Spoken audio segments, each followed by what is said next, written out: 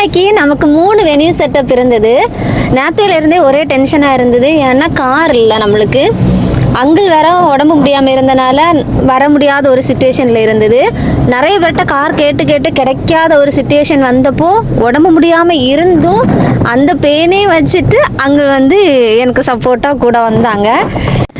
Wedding cake set பண்ணுறதுக்கு அப்பா மஞ்சால் மூடு தான் போனாங்க. தங்கச்சி ஒரு ஃபஸ்ட்டு பர்த்டே கேக் செட் பண்ணுறதுக்காக காஞ்சாம்பரம் போயிருந்தா. நானும் அங்கிளும் பர்த்டே கேக் செட் பண்ணுறதுக்காக கோழிப்போர் விலை தான் வந்திருந்தோம். நம்ம இன்னைக்குள்ள கேக்ஸ் எல்லாம் எப்படி செட் பண்ணோம், எப்படி வந்தது அப்படிங்கிறத வீடியோவில் பார்க்கலாமா. நியூஸ் செட்டப் போகிறப்ப எல்லாமே எனக்கு டென்ஷனே இருக்காது. ஆனால் இன்னைக்கு கொஞ்சம் டென்ஷனாக இருந்தது. நான் கேக் செட் பண்ண ஸ்டார்ட் பண்ணதுமே அந்த கேமராமேன் அண்ணா எல்லாருமே எனக்கு அந்த ட்ராக் எல்லாமே செட் பண்ணி தந்தாங்க. நிஜமாக அந்த அண்ணா எல்லாரும் இல்லாமல் இருந்திருந்தா என்னால் தனியாக சீக்கிரம் பண்ணி முடிச்சிருந்திருக்க முடியாது. ஆனால் எல்லாருமே எனக்கு சப்போர்ட் பண்ணாங்க. நான் கூப்பிடக்கூட இல்லை. ரொம்ப ஹாப்பியாக இருந்தது, ரொம்ப சப்போர்ட்டிவாக இருந்தது. ரொம்ப ரொம்ப தேங்க்ஸ் அண்ணா, எல்லாருக்குமே சேர்த்து சொல்கிறேன். அப்புறம் இன்னைக்குள்ள கேக் சூப்பராக செட் பண்ணிட்டோம். அண்ட் இந்த கேக்கை தந்த சுபிக்கும் அவங்களோட ஹஸ்பண்டுக்கும் ரொம்ப ரொம்ப தேங்க்ஸ். ஓனம் இந்த ஆர்டர் என்கிட்ட புக் பண்ணியிருந்தாங்க. ஒன்னே தான் சொல்லியிருந்தாங்க. எல்லாருமே எகெயின்ஸ்ட்டு. ஸோ எனக்கு சூப்பராக பண்ணி தரணும், நான் உங்களை நம்பி தான் உங்ககிட்ட ஆர்டர் தரேன் அப்படின்னு. ஆனால் ஸ்பெஷலாக இருக்கணும் அப்படின்னு சொல்லியிருந்தாங்க. பார்த்து நாங்கள் டிஃப்ரெண்ட்டாக திங்க் பண்ணி யோசித்து சூப்பராக பண்ணியிருந்தோம்.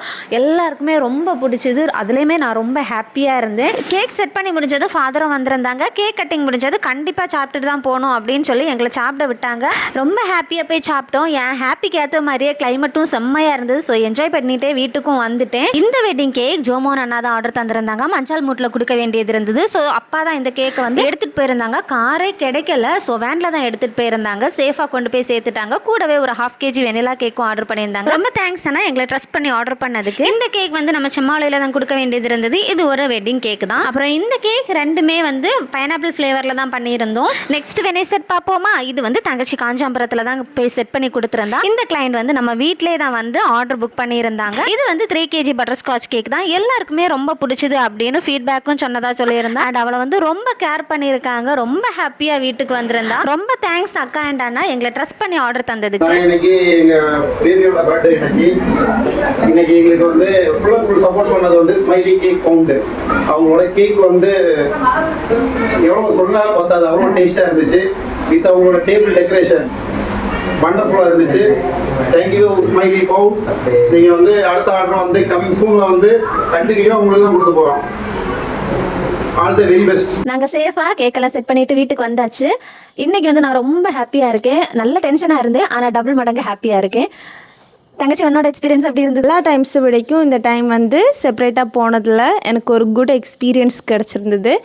எல்லாருமே நல்லா பார்த்து பண்ணாங்க. அந்த அண்ணாவும் அக்காவும் அப்புறம் அவங்களோட ஃபேமிலி மெம்பர்ஸ் எல்லாருமே. அப்புறம் சாப்பிட்டு தான் போகணுன்னு சொல்லி கம்பல் பண்ணி இன்னைக்கு டே ரொம்ப ஸ்பெஷலாக ஃபீல் ஆச்சு. அதுக்கப்புறம் என்னை சேஃபாக வீட்டுக்கும் ட்ராப் பண்ணாங்க.